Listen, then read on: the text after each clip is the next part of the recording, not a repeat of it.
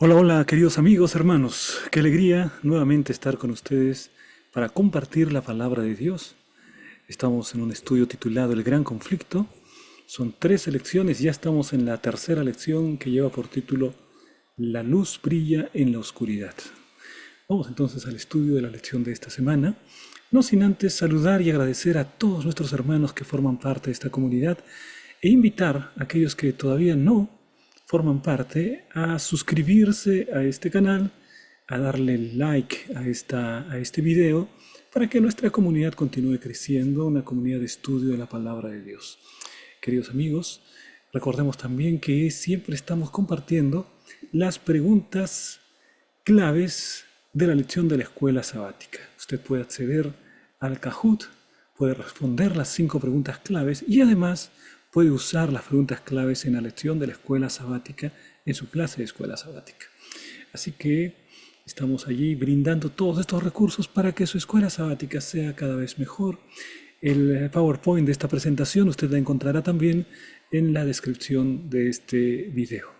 Vamos entonces directamente al estudio de la palabra de Dios. Bueno, el título es La luz brilla en la oscuridad. Y entonces siempre estamos con la parte del MEAG, empezamos con la parte del motiva.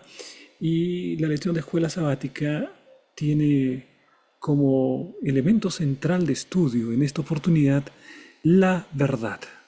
Cuando habla acerca de la luz, se está refiriendo a la luz de la verdad, porque hay una comparación clásica que existe entre la luz como símbolo de la verdad y la oscuridad como símbolo del engaño, de la equivocación, del error, ¿no?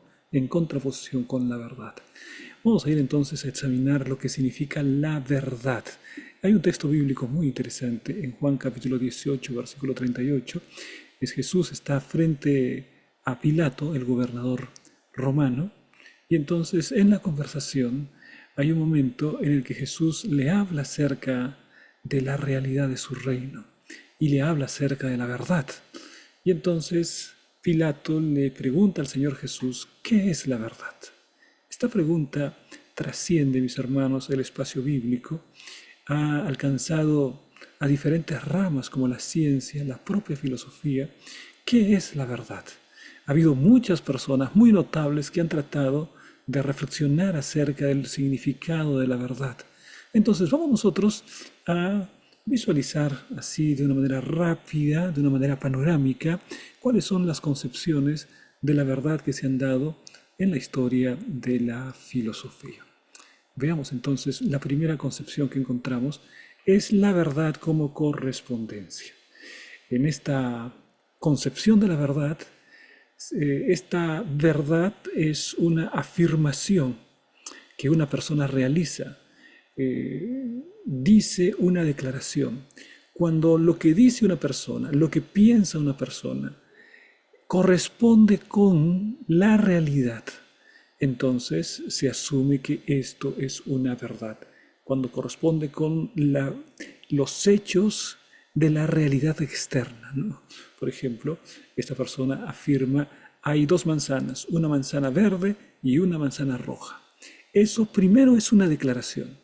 Pero ahora, cuando encima de la mesa usted encuentra una manzana verde y una manzana roja, entonces corresponde lo que dijo esta persona con lo que hay en la realidad, ¿no? Con los hechos descritos, y entonces ahí se establece una verdad.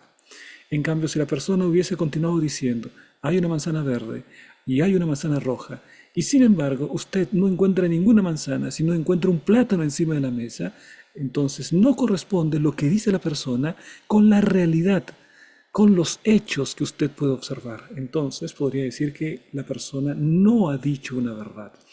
Desde ese punto de vista, la verdad es cuando nuestras declaraciones coinciden con los hechos tal como son. Entonces, esta es una primera concepción de la verdad. Vamos a colocar un ejemplo. Si yo digo, el agua hierve a 100 grados centígrados en el nivel del mar, estoy declarando, estoy en el nivel del mar y coloco agua en una olla y entonces estoy midiendo la temperatura y veo que a los 100 grados centígrados, precisamente en el nivel del mar está el agua empieza a hervir. Entonces se demuestra que lo que yo dije y la realidad de los hechos coinciden. Hay correspondencia. Entonces eso es una verdad. Si yo digo, la Tierra gira alrededor del Sol, y efectivamente a través de los telescopios, a través de los adelantos científicos, yo puedo observar que efectivamente la Tierra gira alrededor del Sol, entonces esta declaración es verdadera porque lo que yo digo coincide con los hechos, con la realidad. Entonces, mis hermanos, esta es una definición de la verdad como correspondencia.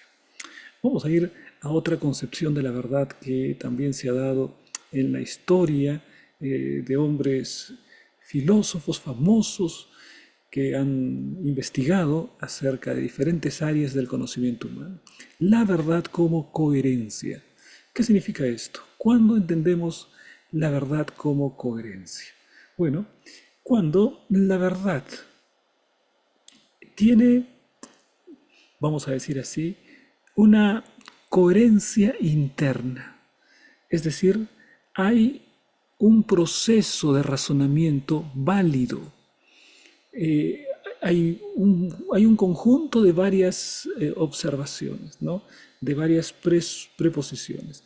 Entonces, cuando yo he seguido correctamente las leyes de la lógica y mi argumento no tiene ningún error, entonces yo puedo decir que se trata de una verdad, cuando hay coherencia interna en mi argumento. Por ejemplo, cuando yo digo, el todo es mayor que cualquiera de sus partes.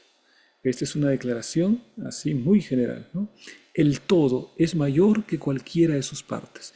Vamos a suponer que mi cuerpo es el todo. Y entonces una de las partes de mi cuerpo viene a ser mi brazo derecho. El cuerpo es el todo y el brazo derecho es una de las partes. La declaración dice, el todo siempre es mayor que cualquiera de sus partes.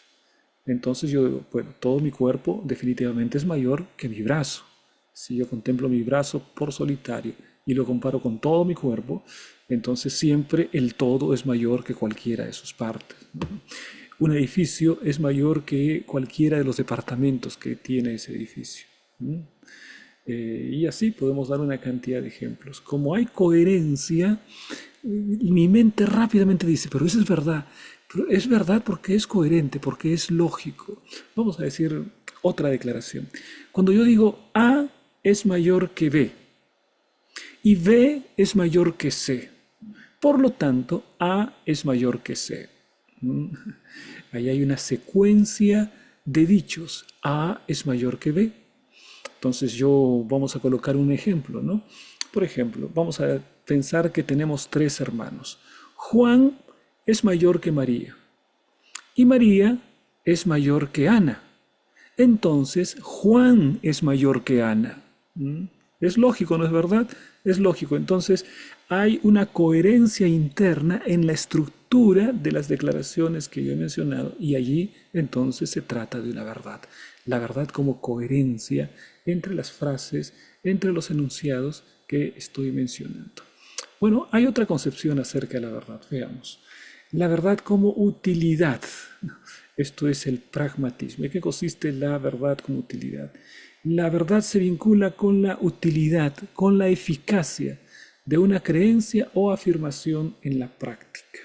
Es decir, algo es verdadero cuando sirve en la realidad, cuando es práctico, cuando es funcional, cuando me sirve de modo particular.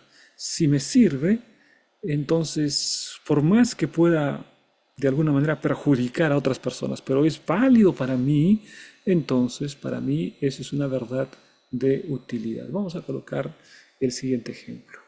La medicina funciona si cura las enfermedades, ¿no? Es decir, la utilidad, ¿no?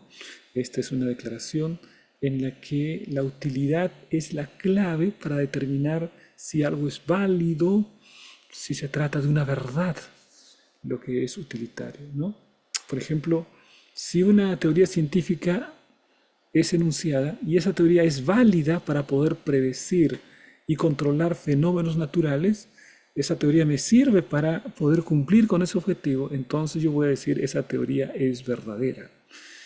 Puede ser que estructuralmente yo no entienda todos los procesos de la teoría, de esa teoría científica en particular, pero como me funciona, entonces digo que es verdadera. Bueno, esa es la verdad como utilidad. Vamos a ir a una siguiente definición de lo que es la verdad. La verdad como consenso. Ya aquí estamos llegando a lo que podríamos decir que se trata de una verdad contemporánea, ¿no? Una especie de posverdad de nuestro tiempo. La verdad es aquello que es el resultado del consenso entre los individuos, ¿no? Por ejemplo, cuando alguien dice, la democracia es el mejor sistema político, y esa declaración lo aceptan la mayoría, entonces yo creo que es verdad. Yo digo que es verdad no porque se compruebe en la realidad, no porque tenga una estructura interna impecable, sino es verdad porque la mayoría lo dice. Esa es la verdad por consenso, ¿no?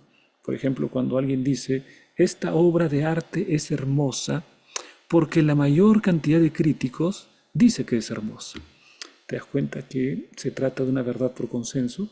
Bueno, como la mayor parte dice que es hermosa, entonces decimos que eso es una verdad, que esta obra de arte es hermosa.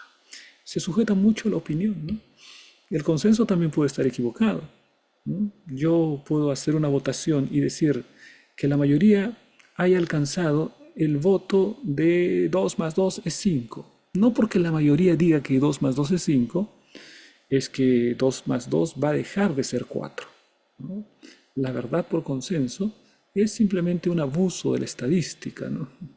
Es simplemente la posibilidad que la mayoría también se encuentre equivocada. Pero esa es la definición de la verdad por consenso. Por ahí también está la posverdad, que significa es verdadero aquello que me gusta, aquello que me emociona, aquello que satisface mi interés, eso es verdadero. Entonces, lo que es verdadero es lo que me gusta, ¿no? Yo determino con mi propio gusto qué es lo verdadero, qué es lo falso, qué es lo bueno, qué es lo malo. Cada ser humano empieza a definir de esa manera, ¿no? Y bueno, vamos a ver aquí otra definición de la verdad. La verdad por el contexto. ¿Qué significa esto? Bueno, la verdad es una verdad circunstancial. Es el contexto, según esta definición, lo que hace falso o verdadero a una declaración. Por ejemplo, si yo digo el cielo es azul, bueno, eso es verdad únicamente si yo estoy desde la perspectiva terrestre, ¿no? Y además estoy de día, porque si estoy de noche el cielo me va a parecer negro, ¿no? Entonces es el contexto el que da validez a esta declaración. O cuando yo digo el frío es relativo, o vamos a decir, yo digo está haciendo mucho frío. Bueno, eso es verdad posiblemente para ti en un momento dado, pero para otra persona, esa misma declaración, esa persona está en el trópico y está muriéndose de calor, ¿no? Entonces esa declaración está haciendo frío no es verdadera, sino es verdadera únicamente cuando se dice en un contexto determinado, en un momento determinado, en un lugar determinado, ¿no? Así que es la verdad la que determina el contexto, o perdón, o es el contexto lo que determina la verdad según esta posición. Bueno, vamos entonces ahora, mis hermanos, a lo que encontramos en la Biblia acerca de la verdad. En la Biblia, querido hermano, encontramos que Jesús dice, yo soy el camino y la verdad y la vida. Encontramos, santifícalos en tu verdad, tu palabra es verdad. En la Biblia encontramos que la verdad es una persona, que los dichos de esta persona son verdaderos, que el comportamiento de esta persona es el verdadero, es el adecuado. ¿Por qué? Porque la verdad se encuentra corporizada, personificada en una persona. Jesús dice, yo soy el camino y la verdad y la vida. Todo lo que es bueno se encuentra personificado en Jesús. Todo lo que significa la belleza se encuentra personificado en Jesús. Todo lo que significa un carácter perfecto se encuentra personificado en Jesús. Todo lo que encontramos como los mandamientos, porque la ley es verdad también, pero la ley la encontramos personificada en Jesús. La Biblia la encontramos personificada en Jesús. Es Jesús el que ha encarnado los valores de la palabra. Entonces, en la Biblia encontramos que la verdad es una persona y lo que dice es siempre verdad y lo que hace siempre es verdadero. Esa es la definición que encontramos en la Biblia. Juan capítulo 12, versículo 35. Entonces Jesús les dijo, aún por un poco de tiempo la luz estará entre ustedes. Anden mientras tienen luz, para que no los sorprendan las tinieblas, porque el que anda en tinieblas no sabe a dónde va. Cuando el Señor Jesús habla acerca de la luz, está hablando acerca de la verdad. Está hablando acerca de cuál es la doctrina correcta, cuál es la comprensión del mundo correcto, cuál es el principio moral correcto, cuál es el estilo de vida correcto, es verdadero. Entonces, eso significa andar en la luz de la verdad, ser dirigidos por la palabra, porque su palabra es verdad. Ahora, mis hermanos, vamos directamente al estudio de la lección de escuela sabática de este trimestre o de esta semana. Estamos ahora en la parte del Explora y vamos a ir a la sutil estrategia de Satanás. Sutil significa una estrategia como que está allí camuflada, ¿no? Una estrategia muy suave, entra incluso hasta con el deseo de favorecer aparentemente, de benefactor aparentemente, pero finalmente encontramos la equivocación, la perdición, el camino equivocado cuando seguimos ese principio, cuando caemos bajo la sutil estrategia de Satanás. Juan 14:6 dice, Jesús le dijo, yo soy el camino y la verdad y la vida. Nadie viene al Padre sino por mí. Jesús personifica la verdad y además es el camino. Así que Jesús es la persona verdad. ¿Quieres jamás vivir en el error o en la confusión o el engaño? Tienes que permanecer al lado de Jesucristo. En Él habita la verdad, mi hermano. Él es la personificación.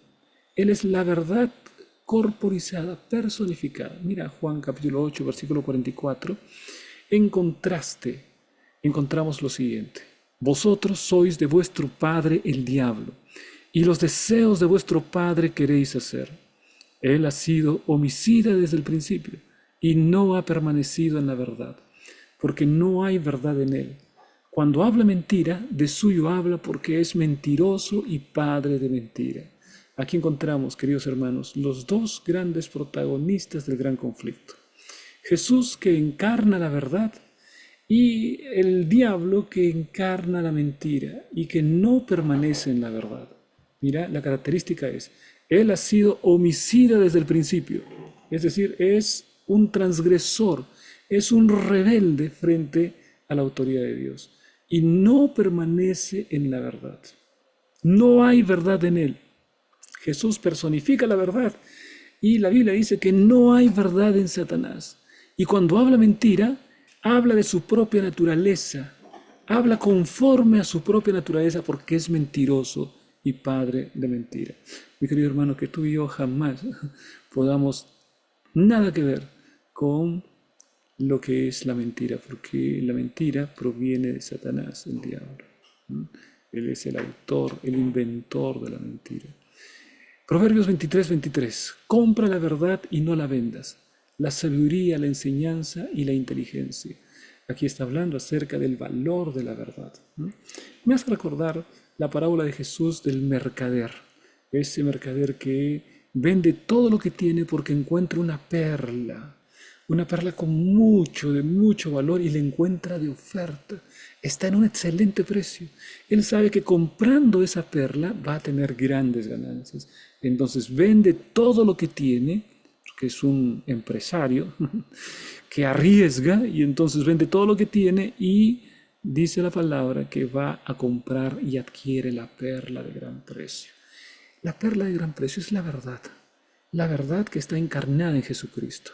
Cuando uno se encuentra con Jesucristo, ya nada más tiene sentido ni nada más tiene valor.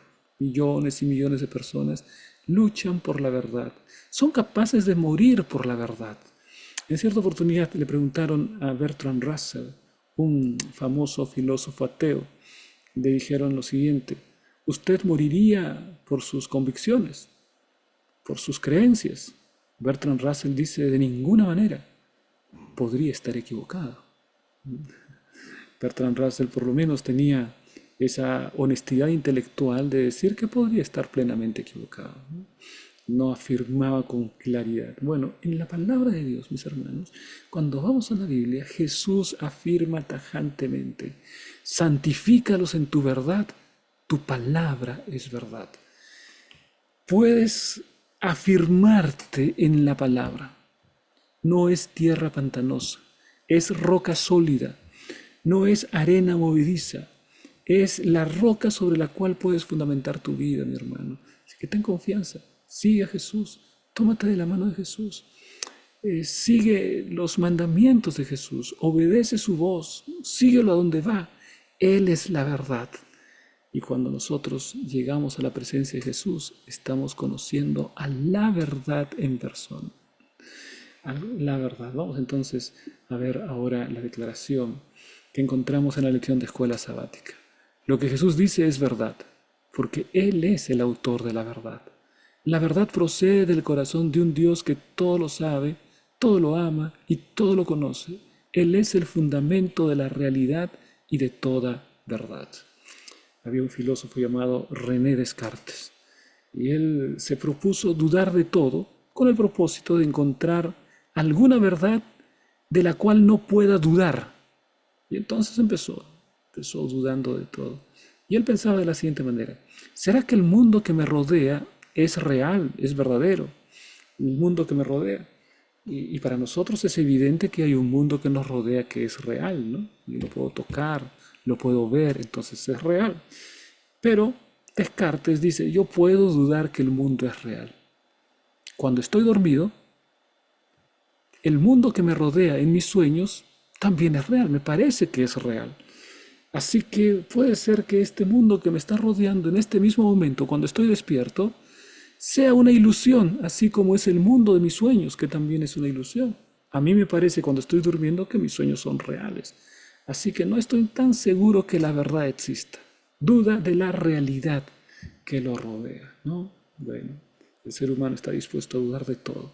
Duda de todo, mi querido hermano, menos de la verdad expresada en Jesucristo. Puedes dudar del mundo, puedes dudar de Satanás, puedes dudar de la enseñanza de la filosofía, de la ciencia, pero no puedes dudar de lo que Dios dice en su palabra, de lo que Jesucristo enseñó. Él es la verdad y construir sobre Él lleva a una seguridad de vida y de nuestro destino que ninguna otra cosa puede proporcionarte, mi hermano.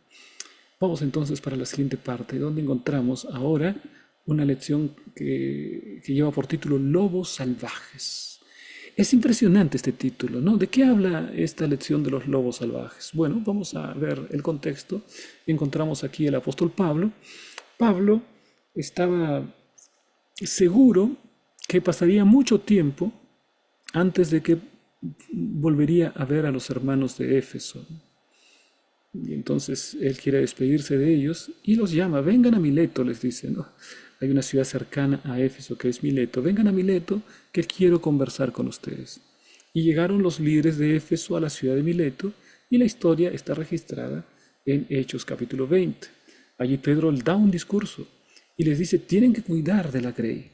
Hay dos tipos de enemigos que hay que enfrentar si eres un líder de iglesia. Y también, mi querido hermano, Hechos capítulo 20, versículos 29 y 30, dice: porque yo sé que después de mi partida entrarán en medio de vosotros lobos rapaces que no perdonarán al rebaño.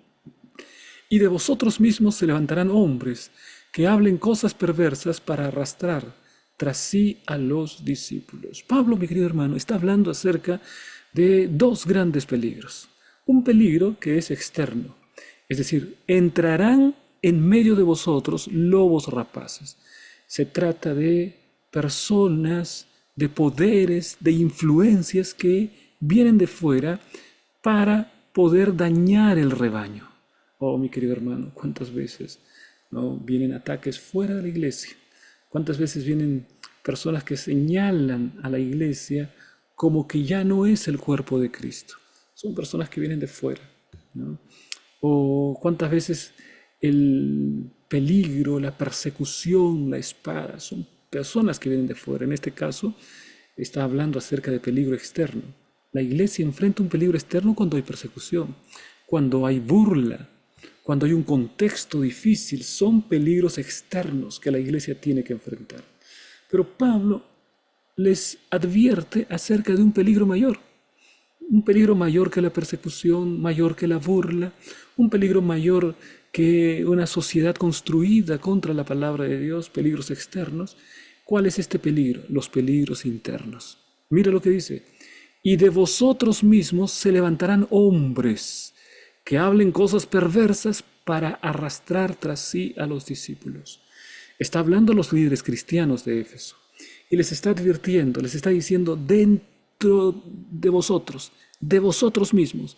Es decir, un líder, quién sabe un anciano de iglesia, quién sabe un director de ministerio personal, quién sabe un director de escuela sabática, alguien que es querido, alguien que es admirado en la iglesia.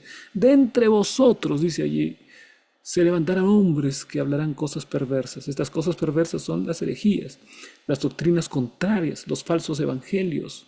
Hablarán cosas perversas, ¿no? Estos son los peores peligros, mis hermanos. Peligros que vienen de dentro, ¿no? El mayor peligro que Jesús enfrentó con sus discípulos fue la traición de Judas. Es decir, vino de dentro. Alguien que surgió de dentro y que pervirtió. Ahora, vamos a ver cómo el apóstol Pablo amplía este peligro que tendrá que enfrentar la iglesia cristiana. Esto está en Tesalonicenses, ¿no? Según Tesalonicenses capítulo 2, versículos 3 al 7.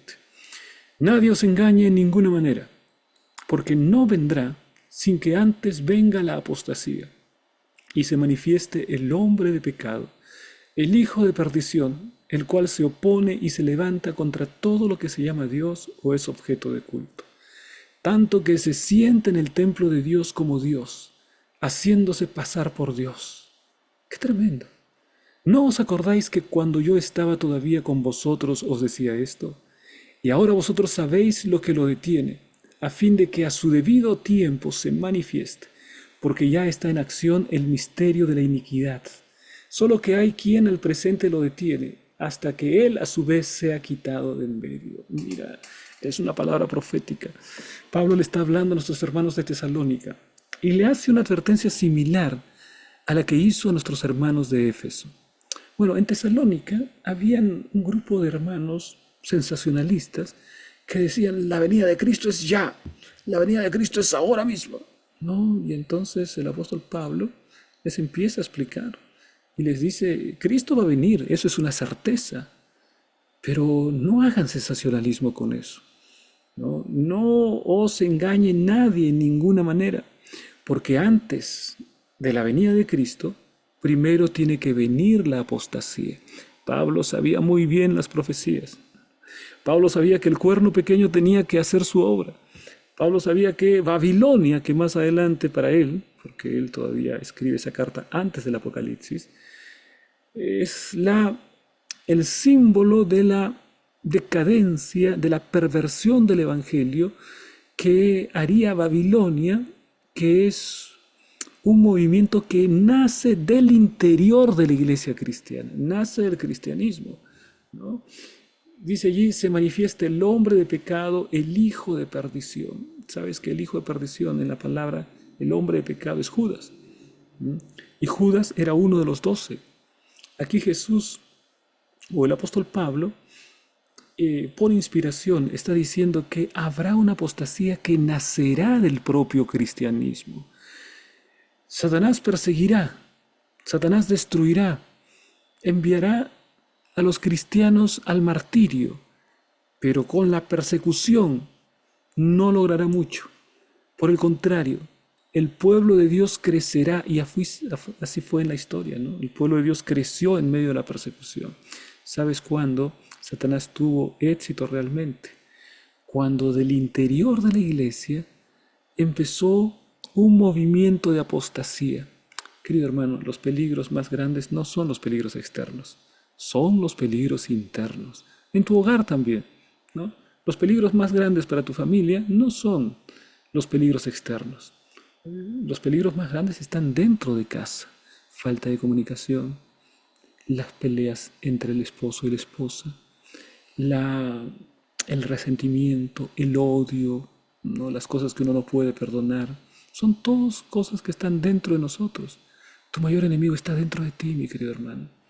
No busques otro responsable. Tu mayor enemigo está siempre dentro de ti. Somos nosotros nuestro peor enemigo, porque actuamos conforme a la naturaleza pecaminosa. Somos nuestro peor enemigo. Las decisiones que tomamos frecuentemente nos llevan a un callejón sin salida, a la destrucción. Bueno, aquí el apóstol Pablo está diciendo precisamente eso. En la iglesia el mayor peligro vendrá de dentro, ¿no? Y esta será una apostasía. Apostasía significa que alguien creyó en un momento y que deja de creer en otro momento. Entonces, este hombre de pecado, este hijo de perdición, este es el cuerno pequeño, ¿eh? Este es Babilonia. Este es el poder político religioso que lleva al movimiento cristiano hacia la apostasía. Bueno, se sienta en el templo de Dios como Dios, exactamente lo que pasa es eso. Haciéndose pasar por Dios, ¿no? Él dice que es el vicerregente o es el vicario de Cristo, que es nuestro Dios. Se coloca como Dios en el templo de Dios. Aquí está el cumplimiento. Y todavía dice algo, y dice dos cosas interesantes. El apóstol Pablo, cuando escribe esta carta, vamos a decir entre los años 50, 60, escribe esta carta, cuando escribe esta carta dice, ya está en medio nuestro. Ya puedo ver, el apóstol Pablo veía que había un espíritu de apostasía que después derivaría en el gran movimiento de apostasía, que es el cuerno pequeño. Pero ya en el tiempo del apóstol Pablo decía, ya está en acción, ¿no? Ya está entre nosotros, pero todavía hay algo que lo detiene. Todavía el cumplimiento de la profecía venía para más adelante, pero ya está en acción el misterio de la iniquidad. O sea, en el tiempo de Pablo ya había movimientos apóstatas que terminarían en una apostasía generalizada del cristianismo. Pero después, en este mismo capítulo, ahí se habla que a este movimiento de apostasía, Cristo lo iba a destruir con el resplandor de su venida. ¿Qué significa esto? Algo muy sencillo y que también está en la profecía. Significa que este movimiento apóstata, que es el cuerno pequeño, que es Babilonia, este movimiento apóstata durará hasta la venida de Cristo. Y mira cómo es de extensa la hegemonía que tiene este poder apóstata. El apóstol Pablo, en el siglo I de la era cristiana, dice, ya está en acción, ya está entre nosotros. Ya empezaba a ver, ¿no?, las primeras manifestaciones de ese espíritu de apostasía. Y el apóstol Pablo dice que este espíritu de apostasía se mantendrá hasta la venida de Cristo, porque será destruido con el resplandor de la venida de Cristo. Mira cuánto tiempo de protagonismo de este movimiento apóstata. Bueno, así es, mis hermanos. Leemos la historia y encontramos un movimiento apóstata al interior del cristianismo, que pervirtió la doctrina, que pervirtió el plan de la salvación, que empezó a vender indulgencias, que empezó la adoración de los ídolos, que cambió el día de reposo, una cantidad de elementos que a lo largo del tiempo se dieron, que fueron profetizados en el libro de Daniel y que el apóstol Pablo, conociendo bien esa profecía, declara que tenía que surgir antes que Jesucristo se manifieste. Vamos a continuar aquí con esta declaración. El comentario de Pablo de que el misterio de la iniquidad ya está obrando es significativo. Incluso en los días de Pablo hubo un alejamiento gradual de la palabra de Dios y su verdad con respecto a la obediencia a la ley de Dios. Esta desviación proliferaría en los siglos posteriores. Tristemente, mis hermanos, ya desde los tiempos de los apóstoles, habían movimientos apóstatas al interior de la iglesia primitiva. Y esto es un mal que en todos los tiempos la iglesia ha tenido que enfrentar. También en nuestro tiempo. Alguna vez escuché a alguna persona que decía, la iglesia, pastor, está en apostasía. Entonces yo le respondo, mi hermano, Es diferente decir la iglesia está en apostasía que decir hay apostasía en la iglesia. Son dos cosas muy diferentes. Si tú me preguntas, hermano, ¿hay apostasía en la iglesia? Yo te respondo sí. Incluso en la iglesia primitiva, el apóstol Pablo decía, ya está en acción entre nosotros, ya está, o sea, había movimientos apóstatas. Ahora, si tú me dices, ¿la iglesia ha apostatado? La respuesta es no. La respuesta es no, porque la iglesia es la totalidad del cuerpo de Cristo. Y siempre habrá cristianos fieles que mantienen la antorcha de la verdad frente a las más extremas circunstancias, incluso en medio de la persecución. ¿Mm? Así, mi querido hermano, ¿hay apostasía en la iglesia? Sí. ¿La iglesia está en apostasía? No. ¿Hay movimientos apóstatas en la iglesia? Sí. Desde la iglesia primitiva han habido. Ahora, nosotros tenemos que estar atentos para no ser engañados por movimientos apóstatas, por movimientos disidentes, por gente que pervierte la verdad y enseña un evangelio diferente. Esa es la alerta que el Señor te da a ti, mi querido hermano. Permanece en la verdad, permanece en la palabra, permanece en la enseñanza prístina, clara de la palabra de Dios. Vamos a ver ahora esta declaración: salvaguardados por la palabra. El ser humano se encuentra protegido por la palabra de Dios, se encuentra firme cuando está en la palabra de Dios. Mire, vamos a ver Juan 17, 17 al 19. Dice, santifícalos en tu verdad, tu palabra es verdad. Como tú me enviaste al mundo, así yo los he enviado al mundo, y por ellos yo me santifico a mí mismo, para que ellos también sean santificados en la verdad. Qué preciosa esta declaración. Jesús dice, tu palabra, la palabra de Dios es la verdad. Hay algunas personas que dicen que la palabra de Dios contiene la verdad. Esto es muy peligroso, porque cuando dices la palabra de Dios contiene la verdad, entonces lo que dicen estas personas es que la Biblia tiene algunas partes que son la verdad, pero otras partes que no son la verdad. Entonces va a depender del ser humano que es, él va a escoger, esto es palabra de Dios, esto no es palabra de Dios. Por ejemplo, Martín Lutero. Martín Lutero fue un gran hombre, un gran reformador, pero tuvo ciertas fallas en su teología. Por ejemplo, él no aceptaba la epístola de Santiago, porque Martín Lutero andaba impresionado, enamorado de la doctrina de la justificación por la fe. Y cuando él iba al libro de Santiago, encontraba un énfasis en las obras. Y entonces decía, no, esta epístola, no, esta es una epístola de paja. Esta epístola no aceptaba que Santiago hable acerca de las obras, porque para él, palabra de Dios era todo aquello que tenía que ver con la justificación por la fe. Y si entonces Santiago hablaba acerca de la importancia de las obras, él decía, esta es una epístola de paja. No, peligroso, ¿no? Porque ahí Martín Lutero se colocaba en el gran árbitro para decidir, esto es bíblico, esto es palabra de Dios, esto no es bíblico, no es palabra de Dios, esto sirve, esto no sirve, esto es verdad, esto no es verdad. El ser humano no puede colocarse en árbitro de la palabra. Y ese fue el error de Martín Lutero, y es un error que hoy se repite mucho. Queridos hermanos, es la Biblia completa la palabra de Dios. Dice, ahora, hermanos, os encomiendo a Dios y a la palabra de su gracia. A la palabra estamos encomendados, ¿no? Esto está en el libro de Hechos, que tiene poder para edificaros y daros herencia con todos los santificados.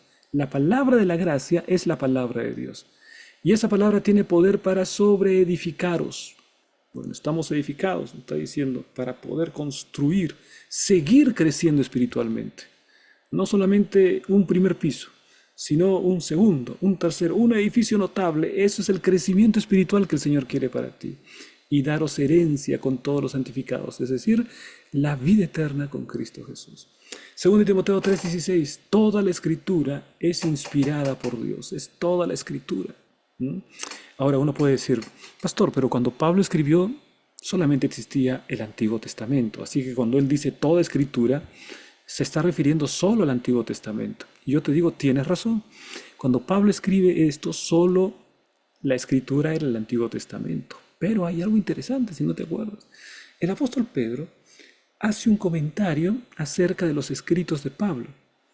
Y Pedro dice que los escritos de Pablo han sido dados por la sabiduría divina y hay cosas que son difíciles de entender, dice él, ¿no? Pero después dice como las otras escrituras. O sea, Pedro asume que los escritos de Pablo tienen el mismo nivel que las escrituras del Antiguo Testamento. Son el mismo nivel de inspiración. Entonces, tanto el Antiguo Testamento como el Nuevo Testamento son las escrituras. Toda escritura es inspirada por Dios. Salmo 119, 105. Lámpara es a mis pies tu palabra y lumbrera a mi camino. Qué declaración preciosa. Hermanos, vivimos en la oscuridad total. El ser humano no sabe discernir entre su mano derecha y su mano izquierda. El ser humano no sabe decidir respecto del futuro. No sabe decidir entre lo que es bueno y lo que es malo, qué es lo correcto, qué es lo incorrecto. No hay un criterio. No nacemos con ese criterio. Empezamos a razonar, pero la Biblia provee el criterio verdadero para poder hacer correctas decisiones en la vida. Por eso que en la oscuridad de la vida, la Biblia es una lámpara que me dice esto es verdadero, esto es falso. Que me dice mira lo que va a suceder a través de la profecía. Nos da una vislumbre del futuro. La Biblia no nos mantiene a oscuras. La Biblia nos da preciosas verdades, creencias, doctrinas. Me dice que la muerte no es para siempre, que es un descanso antes de la venida de Cristo. Me dice que Jesús va a volver. Me dice cuál es el día de adoración correcto. Me dice que Jesucristo es Hijo de Dios.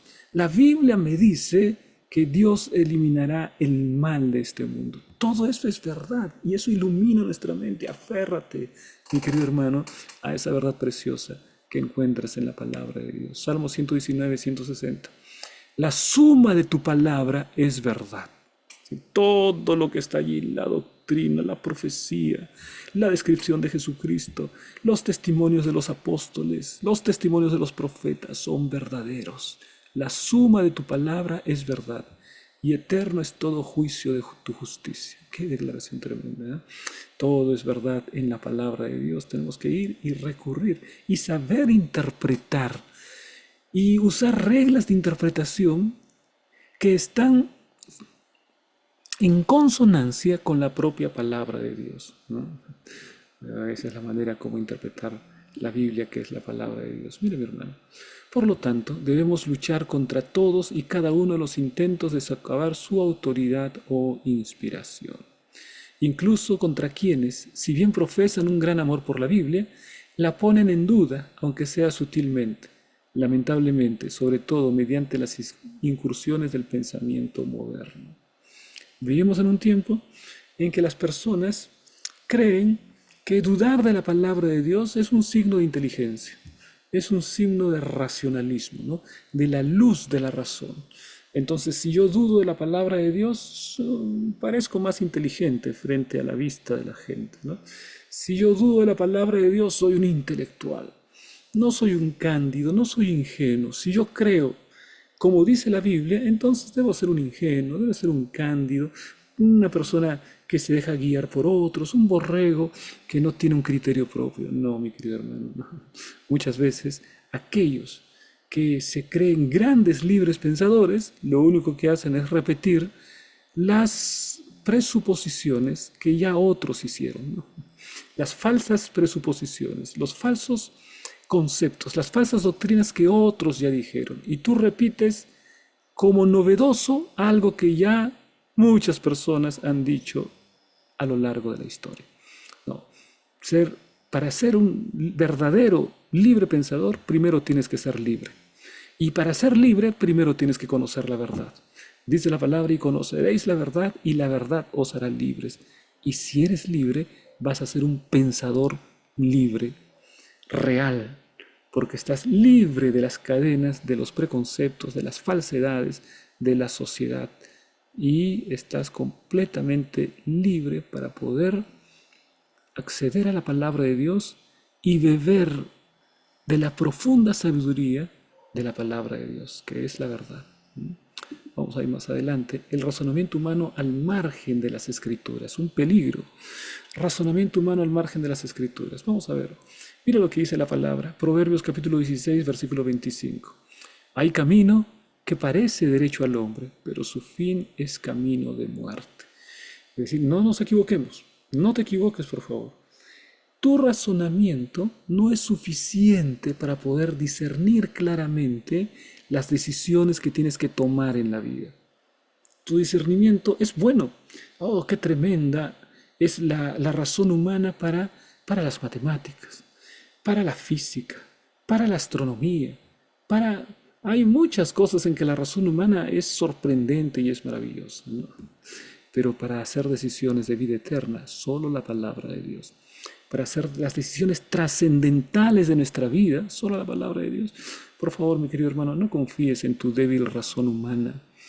No te entregues por completo a tu razonamiento independiente de la palabra de Dios. ¿Sabes por qué? Porque a veces el camino te parece derecho, a veces te parece el mejor camino, pero al final es un camino de muerte. Es como aquel hombre que está en la selva. Te cuento que estábamos hace muchos años atrás colportando en la ciudad de Iquitos.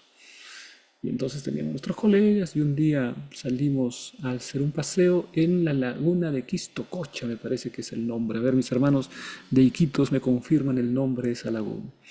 Bueno, en un momento del día, de la tarde, fuimos a entrar un poquito en la selva, ¿no? Vamos a entrar, ahí no hay selva prácticamente, pero para nosotros era selva, ¿no? Entramos una vegetación completamente tupida y entonces dijimos, bueno, vamos a entrar un poquito para explorar cómo es la selva. ¿Saben qué pasó, hermanos? Habíamos avanzado, creo yo, unos 40, 50 metros nada más y ya estábamos perdidos. Toda la vegetación era igualita. Y entonces digo, ¿ahora cómo regresamos? Pasamos por un lado y parecía que nos perdíamos más todavía, ¿no? Empezábamos a gritar, ¿por dónde es? Por aquí el camino. Toda la vegetación parecía igual. Y estábamos apenas 50 metros en algo que parecía la selva, ¿no? Ni siquiera era la selva virgen, ¿no? Era una selva al lado de la civilización y nos habíamos perdido. Felizmente encontramos el camino y regresamos. Qué fácil para el hombre es perderse. Qué fácil para el hombre es extraviarse. Qué fácil es pensar que haces una buena decisión cuando estás entregando tu vida a la perdición. Y a veces las grandes decisiones de la vida son el resultado únicamente de pequeñas decisiones. Hay pequeñas decisiones que encadenándose una a otra conforman una gran decisión que cambia por completo tu vida. Por ejemplo, un día tú decides salir, ¿vas a la izquierda o vas a la derecha? Decides por la izquierda, empiezas a caminar por la izquierda. Y después de haber caminado por la izquierda vas a cruzar y de pronto un carro viene a toda velocidad y te atropella. Quedas herido, no mueres, pero quedas herido. Y entonces tú empiezas a retroceder y empiezas a pensar, ¿qué hubiese pasado si en lugar de yo salir hacia la izquierda, hubiese salido hacia la derecha? No hubiese sido atropellado, ¿no? ¿Qué hubiese pasado si en lugar de salir tan rápidamente hubiese esperado un poco? Ese carro que iba a venir a atropellarme habría pasado antes que yo llegase y no me hubiese atropellado. Mira, hay decisiones pequeñas que se van sumando y terminan siendo grandes decisiones en la vida. Es por eso que cada decisión de tu vida tiene que ser dirigida por Jesús. Cada decisión, grande o pequeña de tu vida, tiene que ser dirigida por Él, porque tú no sabes la cadena de circunstancias. En cambio, Dios conoce todo y Él quiere lo mejor para ti, mi hermano. Coloca tu vida en las manos de Jesús. Haz decisiones en base a los principios de la palabra de Dios. Jueces capítulo 21, versículo 25, me habla acerca de lo que el hombre cree, ¿no? En estos días no había rey en Israel. Cada uno hacía lo que bien le parecía. Eso le parece perfecto al ser humano, ¿no? Hacer lo que a mí me parece. Ahora, cuando nosotros vamos a la Biblia, encontramos suficientes evidencias que apelan a nuestra razón para convencernos que la Biblia tiene la verdad. El cristiano no es un creyente ciego, no es un irracional, no es alguien que simplemente decida porque no piensa. La Biblia tiene suficiente evidencia para demostrarnos que Dios es un Dios real. Por ejemplo, en Daniel capítulo 2 encontramos la profecía que nos habla acerca de la historia del tiempo de Daniel hasta el tiempo del establecimiento del reino eterno. Ese es el lapso histórico que toca, ¿no? Lo que encontramos es que se ha cumplido uno a uno. Los imperios han salido y los imperios han terminado. Y ahora ya vivimos en la última parte de la visión. Y lo que encontramos es que en los días de estos reyes, el tiempo en que vivimos, el Dios del cielo levantará un reino que no será jamás destruido, ni será el reino dejado a otro pueblo. Dios establecerá su reino. Los reinos han ido sucediéndose uno a otro, pero habrá un momento en que Dios va a levantar su reino eterno. La razón nos lleva a examinar los hechos, nos lleva a examinar la historia. Y entonces concluimos que Dios está en el control de la historia. O sea que hay apelaciones a la razón muy fuertes en la Biblia. No es para irracionales la palabra de Dios. Dios no nos ha dejado solos en nuestro viaje de la tierra al cielo. La verdad y el error, lo correcto y lo incorrecto, el bien y el mal solo pueden entenderse correctamente a la luz de la palabra de Dios. Qué tremendo, mis hermanos. Vamos a ir a esta parte en la que se nos habla de la batalla por la mente, ¿no? La mente, ¿a quién vas a entregar tu mente?